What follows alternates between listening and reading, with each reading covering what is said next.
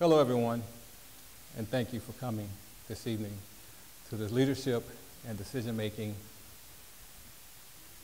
I won't say seminar, I'll say gathering, because what I want everyone participating as we go through this seminar tonight. I'm going to share with you some things involving leaders. Leaders, what is a leader? A leader is an individual who motivates, who guides, who directs, who mentors and counsels, train and develop individuals. I'm also going to speak with you about decision-making. What is decision-making? Decision-making is an act or process of making a decision.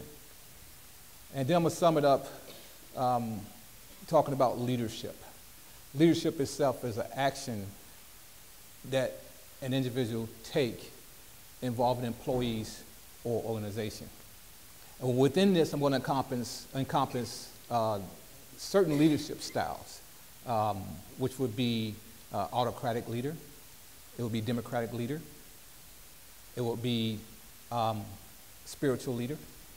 It also will be workplace, home, I'm going to call it leadership decision making. Everything that I'm talking to you now is going to be tagged leadership / decision making. And what I'm going to discuss also will be the method used to combat what that particular individual leader says to you, where you can combat it and communicate with associates and employees and make it a better way of communicating. Now, my name is Dr. Emery, and I am the founder, president, and I say CEO of Emery Consulting Firm. Some asked me, said, if you are the president and the founder and the CEO, they said, what title do your wife have? I said, my wife is the president and CEO of the marriage. I said, therefore, that means she's in control of the business and the household as an entirety. So when you get to a certain age and you have so many years within your marriage, you learn how to be a leader and make that proper decision within your household. And that's what I did involving my wife. Well, 98.7% of leadership, based upon the research that I've done over the years. I've also authored 2 books. They under the You Better Stand Your Watch series. Emery Consulting Firm is under the You Better Stand Your Watch series. I've conducted 13 years of research in the field of leadership, decision-making, and spiritual leadership. And everything is underneath the You Better Stand Your Watch umbrella. Where did I get that from? The foundation that I got it from basically was Ezekiel, the book of Ezekiel. In the book of Ezekiel, Ezekiel was an active priest. The Lord took away from where he was at to be in captivity in Babylon. Ezekiel was called to be the watchman for the people of Babylon. The Lord put him to watch over the people. So basically what I'm saying in the book and in the research is that you are called to be watchmen in your workplace as leaders. Doing my research, 98.7% of the research, I found that 98% of leadership decisions came from leadership. And what I characterize leadership as is 10% of the upper part of the company. That 10% is considered to be presidents, vice president, CEO, COO. They all get together, do my research, and they was making decisions. They'll sit within each other, they'll look at statistical data, they'll look at profit and earnings, and then they'll figure out what can they do to better their earnings based upon the previous earnings in the workplace. So they come up with decisions, and decisions that they make, they hand it down to the other leaders, the director of operations and the general managers, so to speak. Then they hand it down to the manager underneath them. So what come out of that is what you call an autocratic leader. What is an autocratic leader? An autocratic leader is an individual that wants things done their way. They take directions from above, and then they put it the way they want it done. So they do leadership the way they want. When they give direction, they want you to do it the way they want. The results, they want it based upon what they told leadership to do. So if leadership, the 10% come up and say, well, I want everyone to redo the policy of tucking their shirt in. Well, this autocratic leader take the information and take it down and say, I want everyone to keep their shirt out. This is my facility. That's why I want things run. So how do we deal with an autocratic leader? The best way to communicate or to deal with an autocratic leader, communicate with an autocratic leader, is to take the information that they have, and you as the leader in charge, after the autocratic leader and before the employees, because you are the leader to have the interaction directly with the employees. So you know exactly what the environment is like. So when you get that information from the autocratic leader, what you would do, you would communicate with the employees, and you would take that data information that they give you, the autocratic leader give you, and you would use some of it, but not all of it. Because you still got to make sure that the people that's working for you get the job done. And these 10% that's making the decision and processes is not down there seeing the struggles and the battles that you go through where you got the hand-on interaction with these employees. So they don't know if your struggle is trying to get people to work. They don't know if your struggle is trying to get attendance together. They don't know if your struggle is trying to get the equipment up. They don't know if your struggle is maintenance is down. But that autocratic leader does. So the autocratic leader would tell you if you want maintenance done, if you want equipment up, if you can monitor labor hours. But you'll step in and tell the associates, the employees, hey, I want you to make sure maintenance checks are done. Equipment is up. I want you to make sure that you're here on time, so you check into the attendance. And that what will keep you in a positive situation within that work environment. Now, what happens with that is by communicating with the associates and employees, it allows you as a manager, the next step, to be a democratic leader. By you being a democratic leader, that means you would take what that autocratic leader give you, and you will hold group discussions with the employees. You will meet once a day. You'll meet once a week. You'll ask them, what do you think? What is your input? How can we better do this to have production a little bit faster and more efficient? And then the autocratic leader will be wondering, well, the direction I'm giving is positive and it's working because they're working as a unit and they're getting it done. So the autocratic leader thinks that he's in a position and that what he's sending down the channel is working.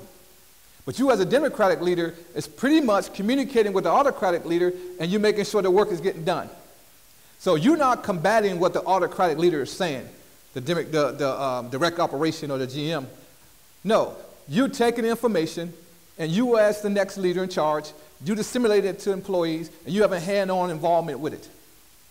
By having hand-on involvement with it and with employees, you are the one that allowing the company to get these sales and earnings up. You are the one allowing the employees to want to train and develop more. You are the one in the trenches allowing these employees to come to work. And that's how you combat that autocratic leader. Now, also in some of the workplaces, you will have a situation whereas you can be a spiritual leader. Now, what I'm going to ask as I continue on to this is we're going to have a question and answer section, so to speak. And I want to give you an opportunity to communicate with me in question and answers, or for general, if there's someone else can answer the question, I'm not going to object to that. On if you've been in a situation where you have an autocratic leader and how do you adapt? If you're a democratic leader, what caused you to be a democratic leader and adapt to it? If you had any problems or situations in the workplace, what did you do to allow yourself to be above it? Now, what some individual does in allowing them to be a democratic leader is they end up also using their faith-based initiative, or they use the spirituality part of them.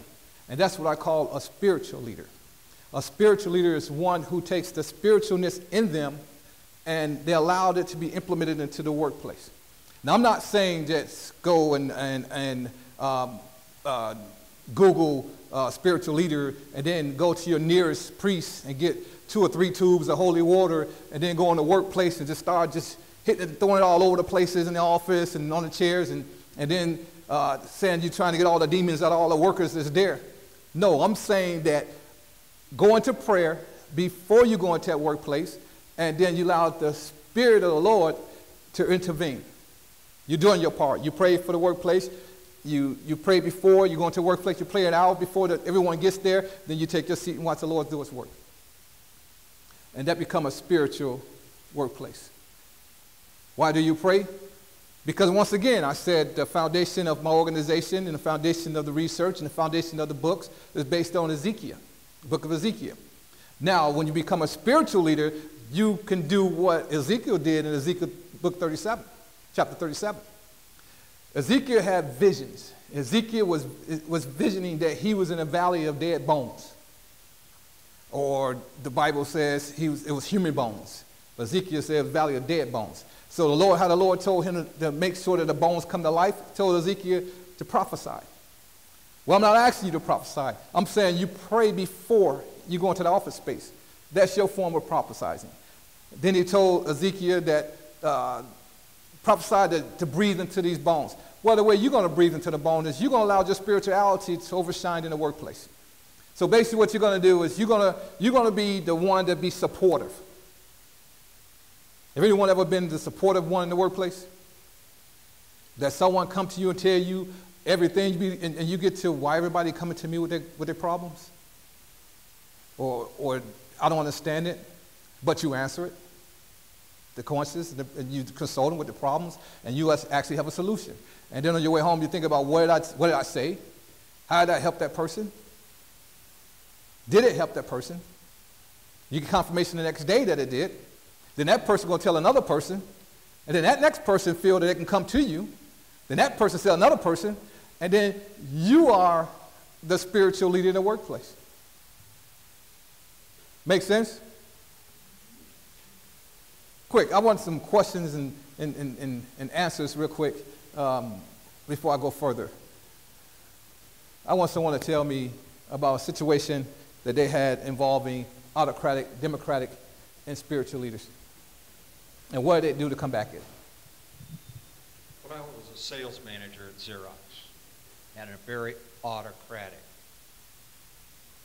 manager above me. And data would come down from corporate. You will do such and such this way. No deviation, regardless of your personal performance. We're more concerned about you filling out this workbook than we are about you closing sales. This disrupted the entire sales force, created chaos, and literally caused a lot of very strong salespeople to quit. How would you have handled that? Well, first of all, when information come down through the channel drastically, as you said, there are probably 1 or 2 things taking place. Either they're doing a change in departments, or they're doing a change in routines, or they're doing change in policies, or they're doing change in procedures, or they're doing change in SOP. So when they do these changes above, they send information down on how to reduce. The reduction should be done in certain areas of the business. But if you have that autocratic leader, the autocratic leader is not going to tell you why it's happening. The autocratic leader is going to say, well, you continue to do things this way, and this way. And what the manager would get from that, being a democratic leader, is get the associates on board to accept it by continuing to be focused, continue to be productive. And in the meanwhile, the 10% is saying, we need a reduction in workforce. So everything becomes chaotic. So you're removing procedures, you're removing steps. So if you have, say, a material handler and an inventory person, they can say, well, we're going to combine that. The inventory person is going to be the material handler too. They remove a position. And it causes a bunch of chaos. So that's probably what was happening with the organization, but you never got that memo, because as far as that memo went was to the autocratic leader. So I'm curious to find out what was the end results. The end result was total chaos. Specifically, the big problem was somebody high up in the corporation decided they wanted to use a designated planner, a daily planner. They wanted every salesperson to use their planner, the corporate planner. Didn't matter how successful you had been in the past, what system you were currently using, they wanted you to use the Big X planner. And the resistance was overwhelming. Overwhelming. Now, did you have training and development take place for the corporate planning before they implemented it? No. Here's your book. You use this from now on. And we will review it every week to make sure you've been doing it. And that came from the autocratic leader? Yeah. Do it my way or no way. My way or the highway, yeah. Results. Exactly. Thank you. I appreciate that. Anyone else?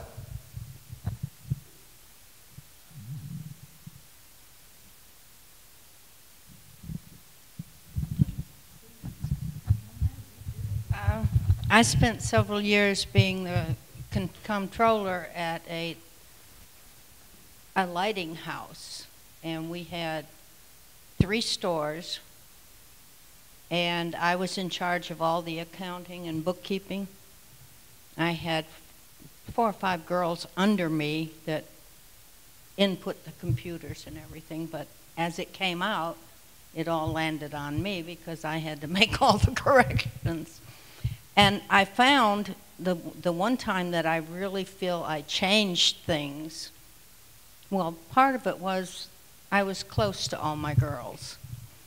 And they didn't get upset with me when I tried to go and correct something. And I found that with the paperwork, we had the salesman, we had inventory, we had all kinds of, we had, I think, 6 parts to our billing, 6 pages when it started. And they were going all over the place. Some people were getting double billed because 2 papers came in when only 1 was supposed to, and things like that. We were missing product, and jobs weren't getting done because the paperwork wasn't going from start to finish smoothly. And what you said about a vision, it was really troubling me. And truthfully, one night, I dreamed how it should flow when I was sleeping. And I got up like at 5 o'clock in the morning and wrote all down what I had dreamed. And we implemented that. Now, I had a lot of freedom. My bosses let me implement whatever I thought would work, and it worked. So you had a democratic leader? Yeah, I think so. Not so much autocratic. Now, if we put autocratic, take it and put it into an everyday life format, and take it away from the workforce, because I said we're going to talk work and home. And think about a situation that you was in as a leader of your household, whether it be with kids or spouse, and you was involved in an autocratic situation. Think about that for a minute, then tell me how you deal with it. Tell me how you dealt with it. For example, I can remember when I played high school sports, and we had an individual on the team who was the captain, but not the selected captain. So this individual used to always tell you when you out there on the court what to do, where to go, and where you should be. And the coach is telling you one thing, this individual is telling you another. But the individual walking up to you, whispering to you, he wasn't saying it out loud. So when it came time for game time, and you get out there ready to play, you run the coach plays, and this individual is on the court telling you, no, give me the ball. I want the ball. You run this defense. You run that defense. And he wasn't a star player. So this authoritative person will not listen to the other players and putting their input saying, no, you don't do that. No, you do this. You change the defense to this. This person shoot the ball and is open.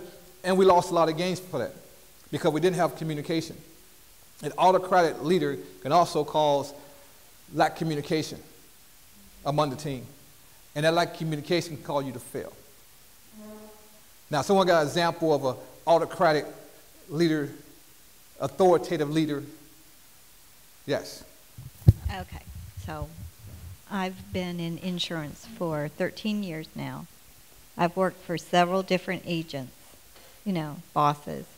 I've worked for Bo now for 8 years. And we had one manager who was autocratic. Her thought line was screaming, yelling. How she didn't get fired is beyond me. The only reason it didn't bother me is I didn't listen to her, and Bo was good with me not listening to her. I just looked at her like, okay. But it does not work. You can't yell at people. You can't scream at people. You have to treat them with respect. If you don't respect them, they're never going to respect you. It's not going to happen. I don't care in any situation, if you don't sit down and talk to them, find out what's going on to cause them either they're not getting it or they're not, their work ethics are messed up. You have to be able to work with them. And sometimes you end up having to let somebody go because their work ethics, they don't pick it up or they don't have the discipline. But when someone is genuinely struggling with learning something, you sit down and you work longer with them. Because if you get that person where they need to be, they really respect you, and then they're a good employee and they're a good coworker.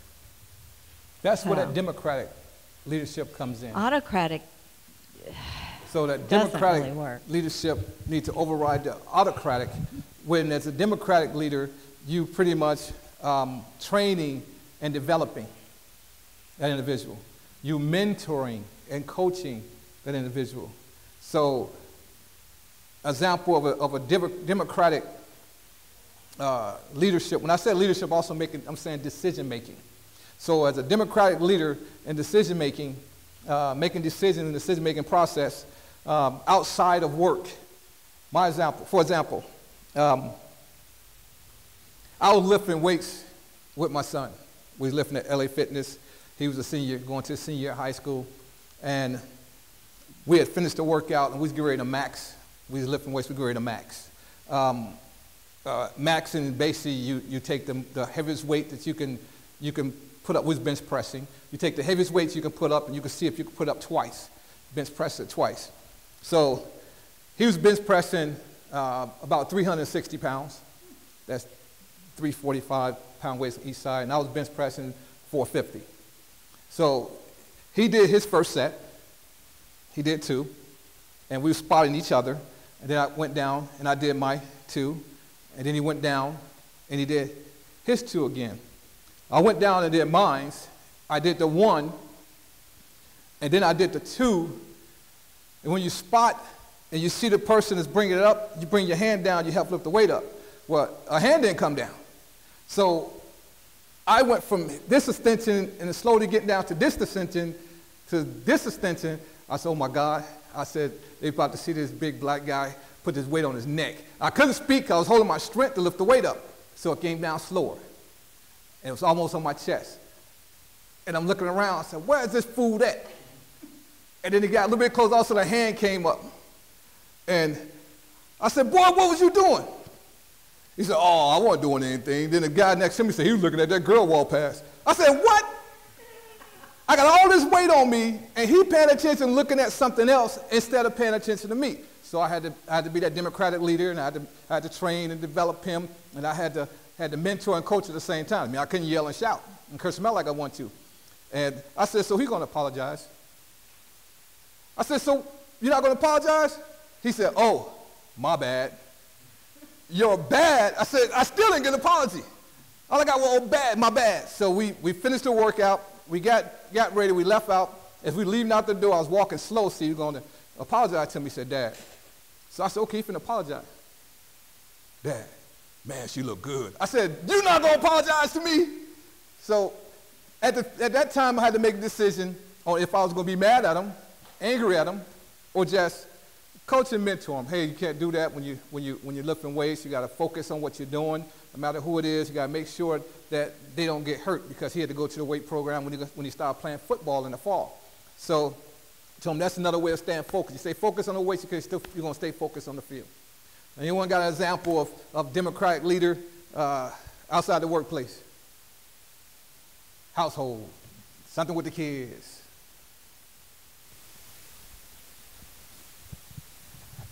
I've got one. Back to Xerox again. Xerox believed in being able to have a customer name to go with it. So ABC Company, I'll be able to install a Model 7000. And XYZ Company, I think they'll take 2 of the Model 4000s. I didn't like that system because we would occasionally be pleasantly surprised with MNO Company would order something, and I hadn't forecasted it. And so it's like, man, you must be a real dummy. You don't even know when your customers are ready to buy this piece of equipment. And here you said that ABC Company was going to get a piece of equipment, and they didn't. So obviously you're not in control of your territory. This was a major flaw in that system. So I decided that I would take a different tack.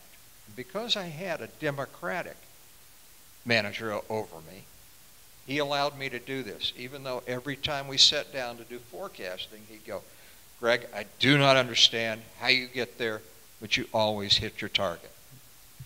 I had 50 assigned accounts rather than a geographic block of territory. Mm-hmm.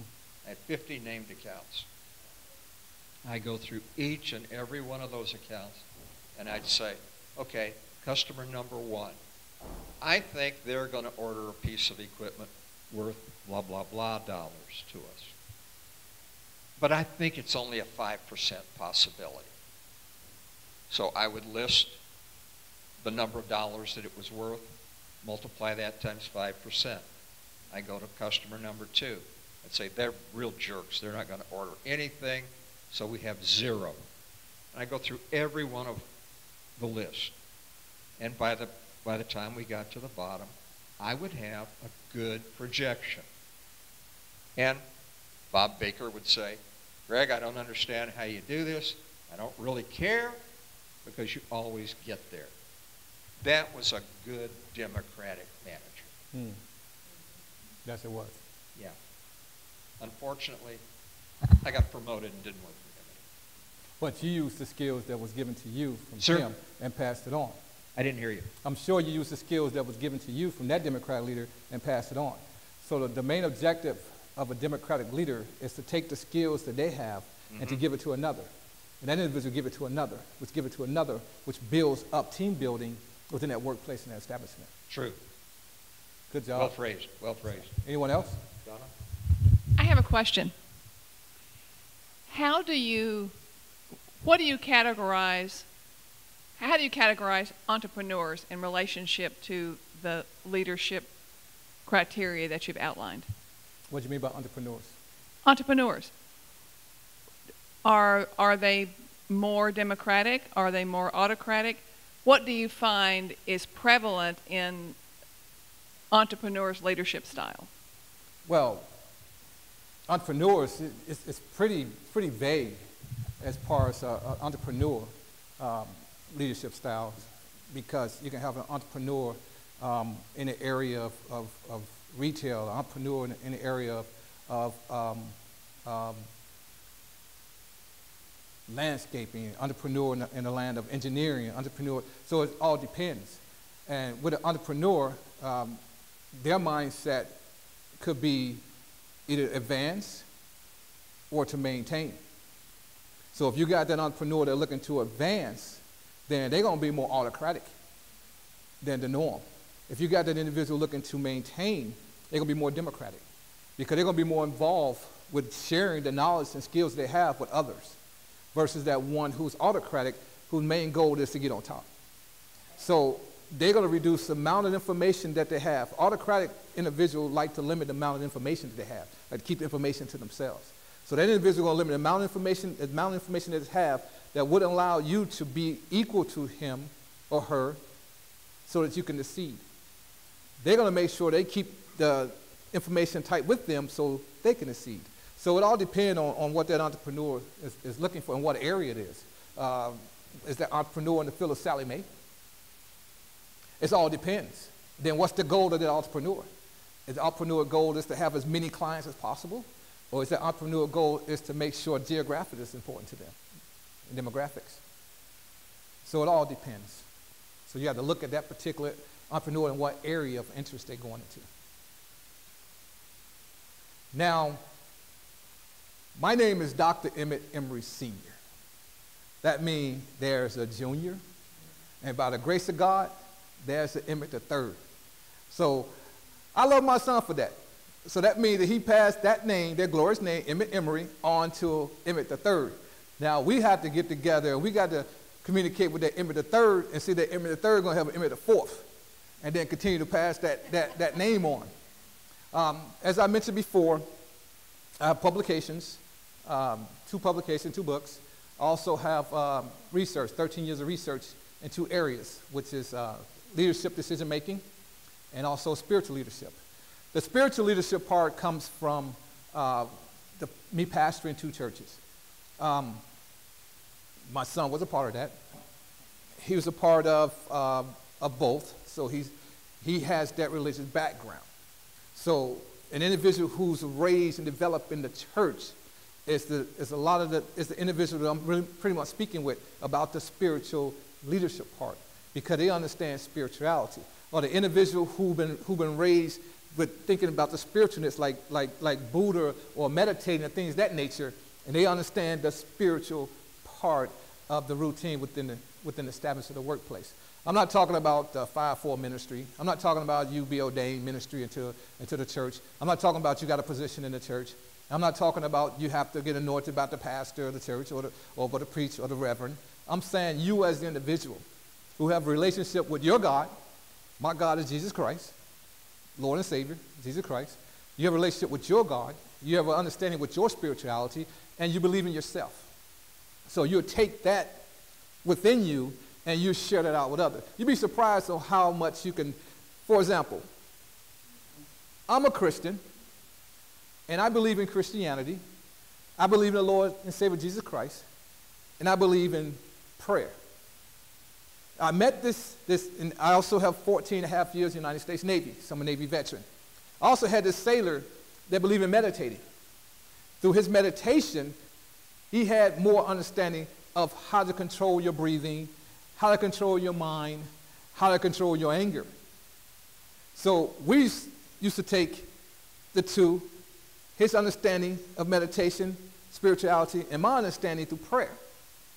And we used to get together and say, okay, well, since you believe in prayer and I believe in meditation, we both believe in spirituality. So what we're going to do is you deal with this side of the troops, and I deal with this side of the troops, and we're going to bring them together, and we're going to say stuff like, thank you, Jesus, or breathe like this, inhale, let go. But we're not going to say it directly to them. And we're going to see what happens with their environment if we say it continuously. So we did this for 2 weeks straight. And you wouldn't believe how these sailors picked this up. And each group You can hear them say, God bless you. Thank you, Jesus. Meditate. Some say siesta. Breathe. Relax. And the captain came, he heard this. He said, where is this coming from? He said, what you guys going to do? You going to go into battle, go into war and say, thank you, Jesus. Breathe. Meditate. We said, no, we don't have to. We're on board ship. We ain't going on board land. They'll never see us. So he said, okay, all right. He said, that's your way of building team building? He said, that's fine. We said, we just wanted to prove to ourselves that if we do something, a routine or a habit, or a period of time, just say things over a period of time, that the next person would pick it up. When that person picked it up, because we all lived on base housing, that brought peace to the kids. Because they want to run around doing everything while that particular sailor just stayed home angry because they didn't like what happened at work. So we brought peace and harmony to that particular housing unit. So it does make a difference. So if you decided to, okay, I'm going to make my workplace a positive place. I'm going to take the negatives and I'm going to flip it into a positive. How do I do that? Number one, that negative, say for example, everyone got to work on Saturday. And it's a 5-day week job, Monday through Friday. And then it comes down to chain of command that everyone got to work that Saturday for 5 hours. So that's a negative, because the sailors came down on a Wednesday, and people made plans on a Saturday. So now it's mandatory to coming from above that you have to work on a Saturday. So how you change that negative into a positive? You can, say that again. Give a mic. Say it again. More money. That's right. You could tell them, hey, we give you time and a half on Saturday. That'd be more money. Good answer. Anybody got another one? Food. More money. And they got food. So now you just reward them. Public recognition. Thank you. So you reward them. Everyone got the same sort of treatment. Now, how do we do that with our kids? Anybody? Anyone? Because you got that older child that feel they supposed to get everything. You got that younger child that'll take and run. That's where they have it. So now the older child is upset because the younger one is getting the attention. Because usually they take it and run. They either running with mom, if mom spoiled them, or they running with dad, because dad spoiled them. Now with me is my daughter, because she was a daddy's girl. So when she does things, it's like a 6-year gap between my son and my youngest daughter. And my youngest daughter knew that. So whenever she did things like slap them or take something from them and run, she'd run directly towards me and jump in my lap. And I could look around the corner and see my son smoke coming out his nose. Because I couldn't catch him before he went to him. I knew exactly where he was going, where she was going. So he got smart with it. For some reason about the boy and the younger girl or the younger boy, whatever, that boy liked to aggravate that younger child. So he picked up on it. So what he did is, she did it one time, slapped I heard it too. I just put my head down. I heard it, I knew what was happening. And she came running. Well, he didn't stand and watch. He went all the way around and cut her off at the pass and then slid her back. So she picked up on that, like, I can't do that anymore. Because now he's figuring out that I'm going to dad, and he cut me off from dad, and he hold my mouth so I can't holler. So what did you do with that? You can't discipline that older one. You could, but what would it solve? So you got to make that person understand that what is wrong need to be positive. So that negative need to be a positive. Same with the work environment. How'd you do that in the work environment? How'd you get them to take a negative in a workplace and make it a positive? I'm talking about the employee. I'm not talking about the leader to the employee getting recognition and incentives. How you do it? Team building. If that leader started establishing team building skills and techniques in that workplace, that team lead will also put them team building skills in the employees. And now you got one employee looking after the other employee looking after the other employee. Which means if anything go wrong, if the dress code is shirt tucked in, that one person, you need to tuck your shirt in. Team building. That democratic leader. If it's the autocratic leader, he said, you need to tuck the shirt in. No, not me, I ain't tucking my shirt in. I can work just fine without it. So, autocratic leadership, decision making. Democratic leadership, decision making. And spiritual leadership and decision making. And at home / at work leadership and decision making. All play a very important part in our lives.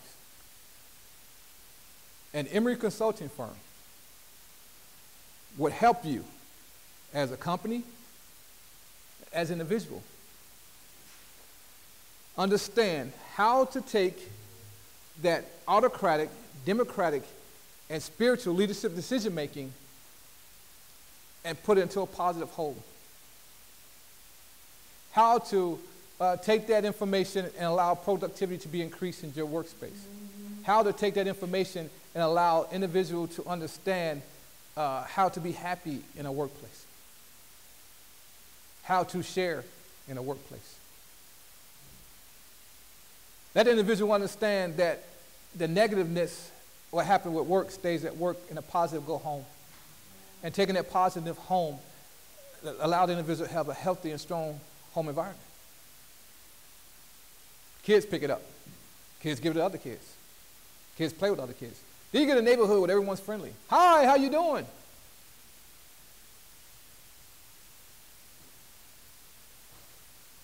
Everyone's friendly.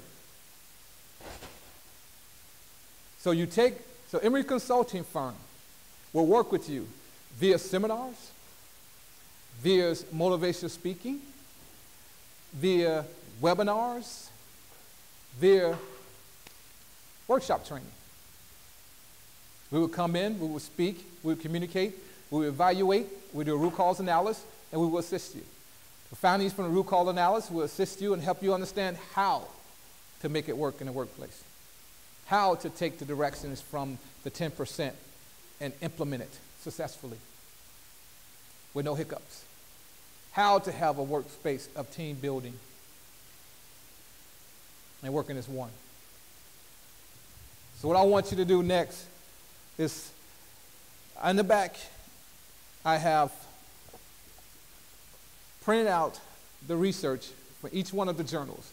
The Journal of Business and Economic Policy, the Leadership and Decision-Making Research that I took 13 years to do, and the research from the International Journal of Humanity and Social Science of Spiritual Leadership.